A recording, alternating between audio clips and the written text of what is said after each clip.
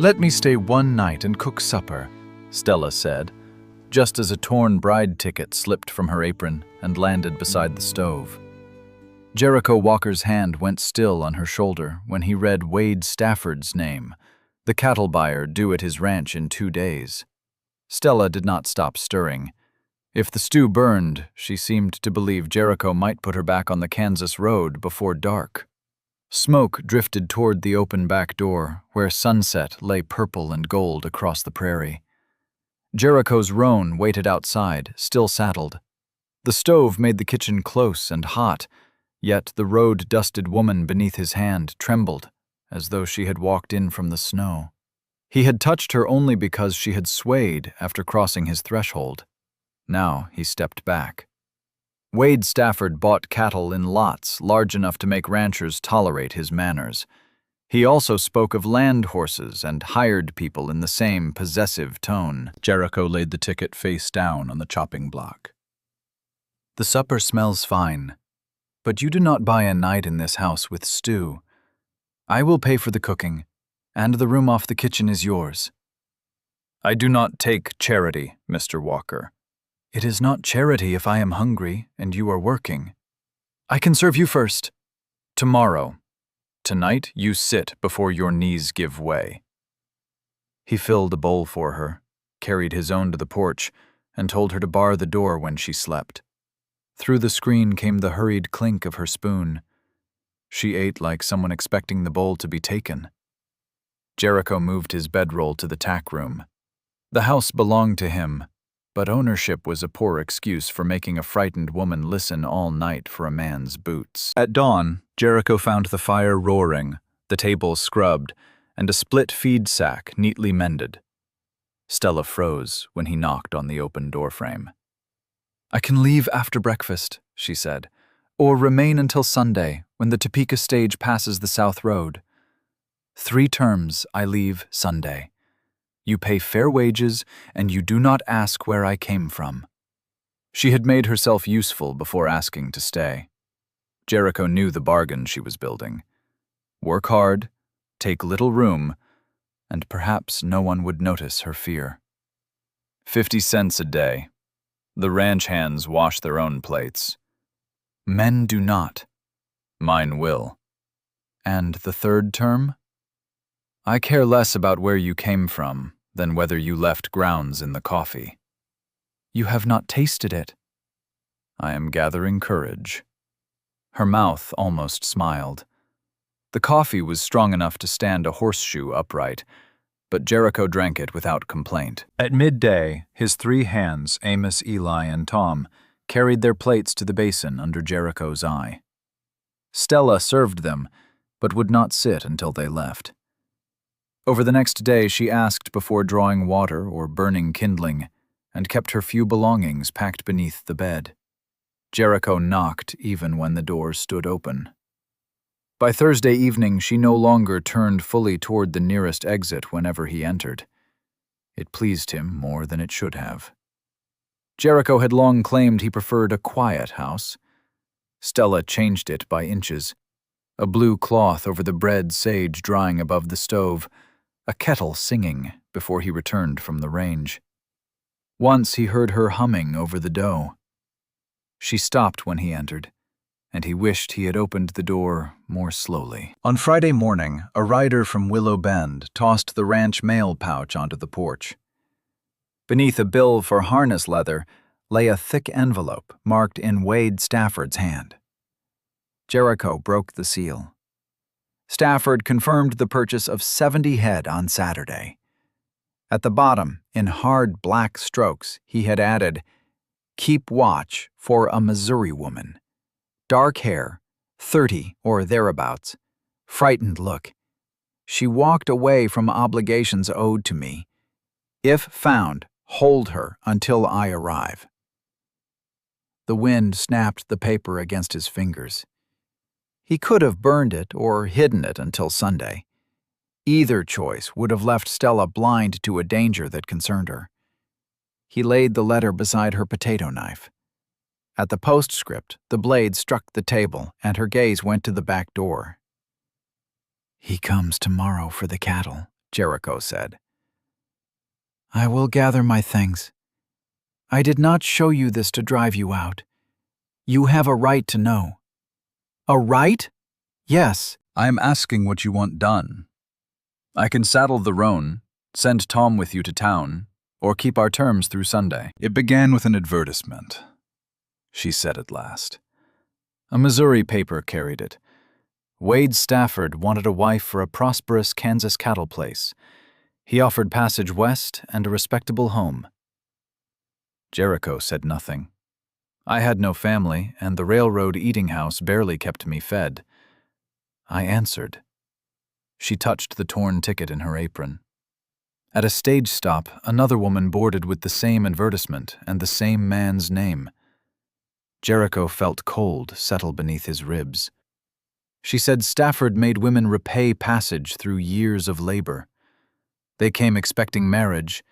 He called them servants and charged them for every meal. When the driver changed horses, I tore my ticket and ran. The rail carried me as far as my last coins. Then I walked. You signed a marriage paper. I signed my name beneath a promise he had already broken. That is not a debt. Men with money decide what a debt is. Not in this kitchen. Her eyes lifted. Jericho nodded toward the potatoes. You are hired until Sunday. If you leave, it will be because you choose the road. If you stay, no one takes you from this house. You need his money for winter feed. I need honest buyers.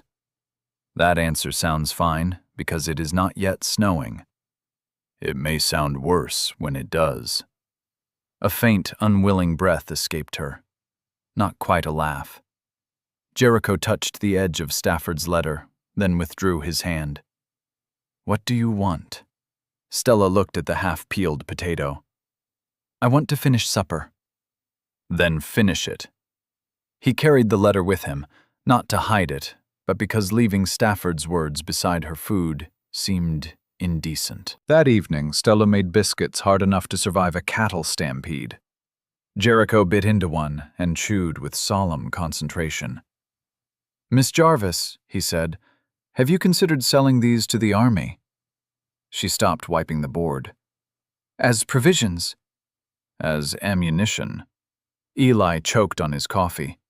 Amos examined his biscuit as though it might explode. Tom quietly put his in his coat pocket. Stella's eyes narrowed. They keep well on the trail. They will keep until California reaches us. A laugh slipped from her before she could catch it. It was low and surprised, as though someone else had made the sound. Jericho looked down at his plate. The laugh had entered the room and changed its size. He wanted to hear it again. The wanting bothered him, not because it was unwelcome, but because Sunday had begun to feel too near. Later, he tried to help chop onions. Within a minute, his eyes streamed. Stella took the knife from him. You are cutting them crooked. The Kansas dust is fierce tonight. We are indoors. It is determined dust. She nudged him aside with one elbow. The touch was brief and practical. Jericho went still anyway. His roan pushed its nose through the open back door, drawn by the smell of beef broth. Even the horse knows you cook better than I do, Jericho said. The horse has sense. More than his owner? I have not known his owner long enough to judge. There is still time before Sunday. The words came out softer than he intended. Stella's knife paused. Jericho stepped closer to see whether the onions had browned, and his boot scraped the floor.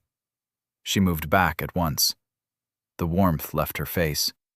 One hand gripped the counter behind her. Jericho stopped. He had done nothing threatening. That did not mean she had felt no threat. He backed toward the door. I will see to the horse. Outside, he stood in the cooling yard with the roan's reins in his hand, and wished wanting a woman near him did not make every step toward her dangerous. He had spent years solving trouble by moving straight at it. With Stella, restraint was not retreat. It was the work. An hour later, a rider approached from the south. Miller, one of Stafford's foremen, dismounted at the trough and asked for water. Jericho brought a tin cup to the porch. Miller drank, wiped his mouth, and looked through the screen. Stella was stacking plates by the stove. "Well now," he said, "that resembles the woman Mr. Stafford misplaced." Jericho took the cup from him. "Stafford misplaces his manners often. I did not know he had begun misplacing women." Miller's smile sharpened. "She belongs at his place. She works here, and she can speak for herself." Miller stepped onto the porch and reached for the screen latch. Jericho caught his wrist, held it long enough to make the warning plain, then released him. "Miss Jarvis, do you wish to speak with this man?" "I do not know him," Stella said from inside, her voice shaking but clear. "I want him gone." Jericho opened one hand toward the steps. "You heard her. Stafford may decide your beef is not worth his coin. Then he can take his coin home. You would lose 70 head over a stray woman." Jericho's temper rose. "Call her stray again." Miller looked at his wrist and stepped down. "Stafford will come armed. Tell him to come able to listen." Miller mounted and rode away. Jericho found the dropped cup in the dust, washed it at the pump, and entered the kitchen only after knocking. Stella was still holding the same 2 plates. He took down a bowl, filled it with stew, and placed it at the nearest seat. "You should eat," he said. "You risked the sale." "I refused an insult." "You did both." Jericho had no answer that would not sound like a decision made over her head. He inclined his head and went to the barn. That night he returned to repair a broken bridle at the kitchen table. Stella cleaned the stove. Neither spoke of Miller. A block of butter slipped from her fingers and struck the floor. She dropped to her knees at once, scrubbing the smear with a rag. "I am sorry. Take it from my wages." Jericho set down the bridle. "I should have watched my hands," she continued. "I will replace it. I know butter costs." "Stella." She scrubbed harder. "Stop." She froze with her shoulders bent and her head down. The posture struck him harder than Miller's threats had. She looked as if she expected pain to follow his voice. Jericho left his chair and crouched several feet away. "Look at me." Slowly she did. "You apologize for butter. You apologize for the water kindling chairs and breathing too near the stove. I will not take the price of your existence from your wages." Her fingers twisted in the rag. "You do not understand. A woman alone remains welcome only while she is useful. Not here. You keep saying that as if your word settles everything." He frowned. "And you decide for everyone," she said, anger breaking through fear. "You risked your cattle money without asking whether I wanted you to do it. You put yourself between Miller and me, and perhaps I was grateful, but you never asked before the danger arrived. You protect the way Stafford controls. You choose, then tell the woman behind you she is free." The words landed squarely because they were not entirely wrong. Jericho rose, but did not move closer. He had spent most of his life believing a decent man stood in front of trouble. He had never considered how large his shadow might look to someone who had lived beneath another man's will. "You told Miller to leave," he said. "That choice was yours. After you had already made the larger one." Jericho breathed once through his nose. Pride offered him several answers.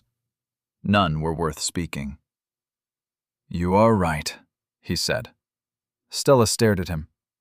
"I should have asked what risk you wished me to take.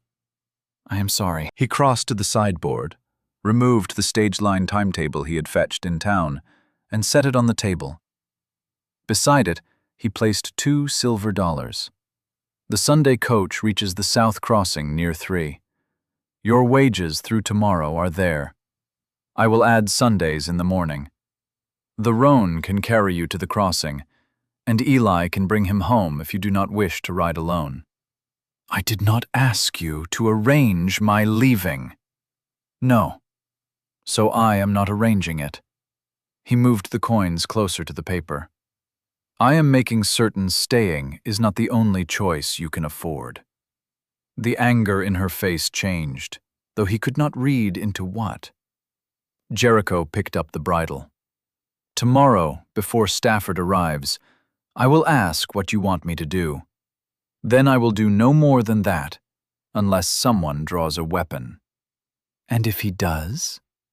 Then I will use my own judgment. Despite everything, the corner of her mouth moved. Jericho carried the bridle outside and shut the door softly behind him. He did not sleep much. From the tack room cot he could see one square of yellow kitchen light across the yard. It went dark after midnight. For the first time in years, the thought of the house without that light felt less like quiet and more like loss. Saturday dawned iron gray. Frost silvered the trough. Jericho fed the horses before sunrise, then found Stella kneading bread in the kitchen. The stage timetable and coins remained on the table. He knocked. She looked over her shoulder. You said you would ask. I did. What do you intend when Stafford comes? What do you want? Stella pressed both palms into the dough. I want to answer him myself. I do not want him inside. I do not want any man holding a weapon in the kitchen. Agreed. I want your men near enough to witness, not near enough to start a fight. Agreed. If he threatens the cattle sale, I want the choice to refuse it, spoken as ours, not as a sacrifice you make for me. Jericho felt the words settle somewhere deep. Ours was a small word with dangerous warmth in it. Agreed, he said. And if he tries to take me? Jericho's jaw tightened. He will not. That is not an answer. No. He met her eyes. If he lays a hand on you, I stop him. Then I give you the next choice. Stella nodded once. That is an answer. At 10, Wade Stafford rode into the yard with Miller and another armed man. Stafford wore a black wool coat too fine for trail dust. His bay horse carried silver on the bridle. He remained mounted, looking down at Jericho, as though height settled ownership. Jericho stood on the porch with his gun belted, but the leather thong still over the Colt's hammer. Amos, Eli, and Tom waited near the barn. Their tools remained on the ground. Stella stood just inside the open doorway, visible because she had chosen to be. Walker Stafford called. Bring out what belongs to me, and we can discuss your cattle. Jericho did not answer. He turned his head toward Stella. She stepped onto the porch. Stafford's gaze fixed on her. You have caused enough expense, girl. My name is Stella Jarvis. You signed a contract. I signed an offer of marriage. You sent the same offer to other women and planned to bind us to labor.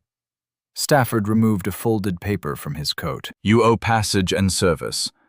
I have your mark. My name is not your brand. Jericho heard Amos shift near the barn. He kept his own hands loose. Stafford looked past Stella to him. The purchase is finished if you harbor her. 70 heads gone. You will beg for a buyer before the first hard snow. Stella did not look at Jericho. Mr. Walker and I refuse your purchase. The word we struck him with more force than any declaration could have. Stafford's expression darkened. You think this poor rancher can keep you? No, Stella said. I think I can keep myself. He is the first man who asked what I wanted while trouble stood at his door. Miller dismounted. Jericho saw the movement before Stafford spoke. Miller came up the steps and reached for Stella's arm. Jericho moved once. He stepped between them, caught Miller by the coat front, and sent him backward into the porch post. The wood shook. Jericho's Colt stayed holstered. Her answer was no, he said. Miller's hand dropped toward his revolver. 3 sounds followed Tom levering a Winchester by the barn, Amos lifting the double-barreled shotgun from behind a water barrel, and Stafford barking, "Leave it!" Miller's hand stopped. Jericho released his coat. No one drew. The stillness held for 3 long breaths. Stafford looked from the ranch hands to Stella. He was a buyer, not a fighter, and he knew the price of a foolish gunshot. He shoved the folded paper into his coat. "You will both regret this." Stella held his gaze. "That regret will be mine to choose." Stafford wheeled his horse. Miller followed, pale with fury. The third man kept one hand well away from his weapon as they rode south. Dust drifted across the empty yard. Jericho turned to Stella. "Did I do more than you asked? You nearly put Miller through a wall." He remained on the porch. A breath escaped her, shaky and almost amused. Then her face sobered. "The cattle money is gone." Jericho looked beyond the yard toward the brown pasture and the hay shed behind it. He knew the figures without opening the ledger. The grain already bought, the sacks still needed the price a smaller buyer would shave from every steer. Winter had not yet arrived, but for one hard moment he felt its cold in advance. "Our cattle money," he said at last, testing the word. She looked at him. "You were clear on the porch." "I was angry." "So was I." "It remains true." Stella's gaze dropped to his hand. His knuckles had split against Miller's buckle. "You are bleeding." "Barely. Sit down before you drip on my clean boards." Jericho obeyed. It was the first time she touched him by choice. She washed his knuckles with warm water, scolded him for making a fist around brass, and wrapped the hand in a strip torn from an old flour sack. He watched her dark head bent over his fingers. Want moved in him, quiet, steady, and far more frightening than anger. He wanted her in the house after Sunday. He wanted her laugh at the table, her herbs over the stove, her sharp answers when he deserved them. Yet wanting did not entitle him to ask before she had the means to say no. When she tied the cloth, he said only, "Thank you." Stella held his hand one moment longer than the bandage required. Then she released it. By noon, the practical cost had arrived. Amos counted feed stores. Tom named 2 smaller buyers who might take cattle, though neither paid Stafford's rate. Jericho could sell 60 head in Abilene if the weather held long enough to drive them, but the lower price would leave little for winter grain. He opened the ledger at the kitchen table and ran one blunt finger down the figures. 3 columns refused to become enough. He could sell breeding stock, cut the hands' wages, or gamble on a late drive. None was painless. When Stella entered, he closed the book, not to hide the trouble, but because he did not want her mistake his worry for regret. "I can leave today," she said. "One less mouth." Jericho's restraint broke, not into anger at her, but into rough honesty. "Do not turn my choice into a debt you must repay." She went still. "I did not refuse Stafford to purchase your gratitude. I refused him because he is a thief. I want you to stay." "That is separate from the cattle." "You want to cook. I had food before you came." "Poor food. Terrible food." He took a breath. "I want you here because when you laugh, this house no longer sounds empty. I want to hear you argue over biscuits for more than 3 days. I want to know what you hum when you forget to stop. But I will not make a lost sale into a chain." Stella's eyes shone. She looked away toward the south road. Jericho forced himself not to soften the moment by stepping closer. He had spoken. Now the space belonged to her. After a while, she said, The stage road carries drovers, freight men and families twice a week. There is no eating house between Willow Bend and the South Crossing. That is true. I can serve supper here. 25 cents for stew, bread and coffee. More for the meat pie. Travelers will stop if there is a lantern at the gate. You want to run a supper room from the ranch? I want to earn enough that no man can tell me food and shelter are gifts I must repay with obedience. There it was, her want, plain and larger than romance. Jericho nodded toward the kitchen. What do you require? A painted board, 2 more benches, flour, beans, salt pork and coffee were bought wholesale in town. I keep my wages. We split the profit after supplies. And the kitchen? Mine, while I work. Jericho's mouth tilted. Hard terms. Fair ones. I accept. She held out her hand. Jericho took it carefully. This time she did not pull away. They spent the afternoon turning the porch into a rough supper room. Jericho planed splinters from old fence boards and built a bench. Stella painted "Hot Supper" in black letters on a plank, then added "No questions" beneath it. Jericho studied the second line. That may invite outlaws. Outlaws pay 25 cents like everyone else. Some do not. Then you may look stern at them. I have practiced. She glanced at his bandaged knuckles. Practice without striking the furniture. At dusk, Eli hung a lantern by the gate. The first travelers were a freighter and his grown son. Then came 2 women bound for Topeka, a drummer carrying samples of patent buttons, and a tired family with 3 children. Stella served stew until the pot showed iron at the bottom. Jericho washed plates. He dropped a cup, and it shattered.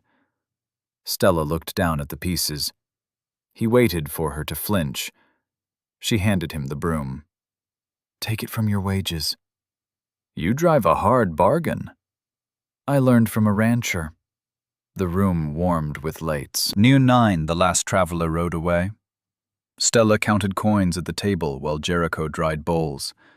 They had taken in $3.75 more than either expected. It will not replace 70 head, she said. No, but it buys flour. Yes, and tomorrow may buy coffee, if your biscuits do not kill the customers first. She threw a dishcloth at him. Jericho caught it against his chest. For one foolish instant, he wanted to cross the room and kiss her. He did not. Instead, he folded the cloth, not nearly as neatly as she did, and set it beside her hand. Stella looked at the cloth, then at him. Something quiet passed between them. Not yet a promise, but no longer mere shelter. Sunday came bright and cold. Afternoon, Jericho waited on the porch with the roan, saddled provisions packed, and Stella's earnings in a leather pouch. He had also written the name of a respectable Topeka widow who rented rooms near the depot. Stella came out in her traveling dress, the faded apron folded over one arm. 3 days' wages and your half of last night's profit, he said. $3.12. The road will take you to the crossing. There is a room in Topeka under this name, should you need it. Stella looked at the horse, the pouch, and the open road beyond the gate.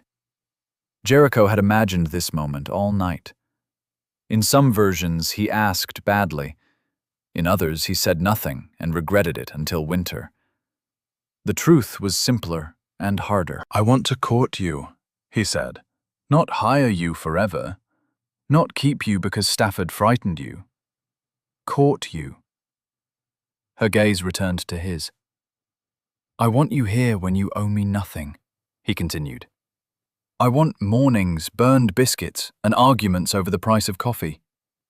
I want to help build your supper room, but I will not own it. I want the right to ask whether you will walk with me after the dishes are done. That is what I want. The distant rumble of wheels came over the prairie. And if I say no? Stella asked. I put you on that horse, see you safely to the stage, and spend the winter wishing I had learned to chop onions sooner. A tear slipped down her cheek. She did not hide it. "If I stay," she said, "the supper money remains mine until expenses are counted."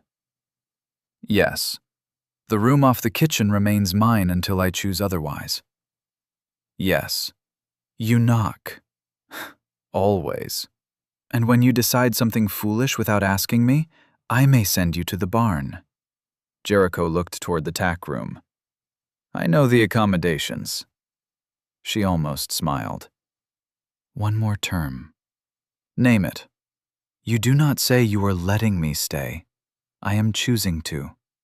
The stagecoach came into view, raising yellow dust behind it. Jericho's throat tightened. "Then choose." Stella looked at the road for a long moment. She opened the leather pouch, placed the Topeka paper inside, and closed it again. The means to leave remained in her hand. Then she stepped into the room, untied the small pack, and carried it back onto the porch.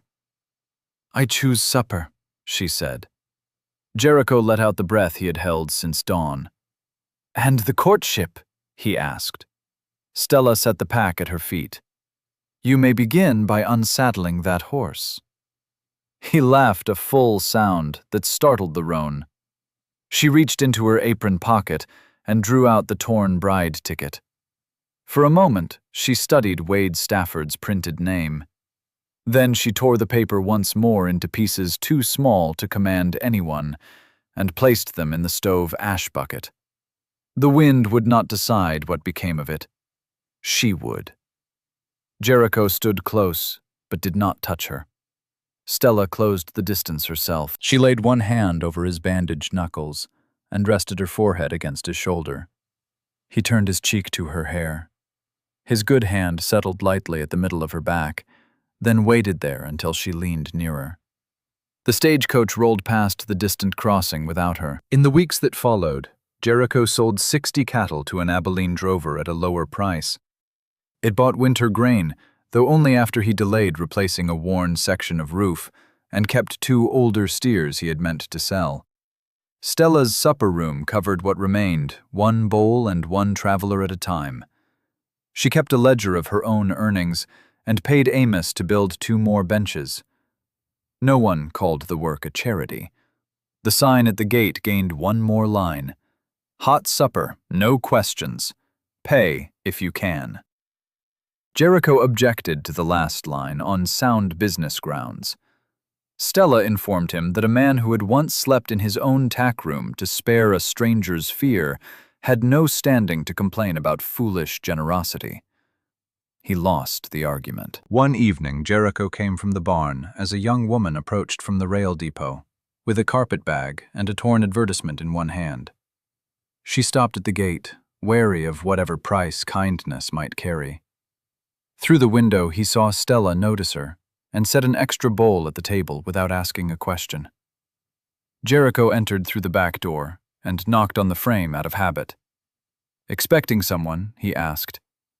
"Someone hungry," Stella said. Jericho reached for another cup. "Then we had better make room." Stella touched his sleeve before he passed. "Jericho." He turned. She rose on her toes and kissed his cheek, brief, warm, and entirely her choice. "That was for asking," she said. He looked pleased enough to make her laugh again. Outside, the prairie road remained open beneath the evening sky. Inside, the stove burned, supper waited, and no one had to earn the right to sit down. Jericho never kept Stella by closing the door. He made leaving possible, and she never wished to leave him.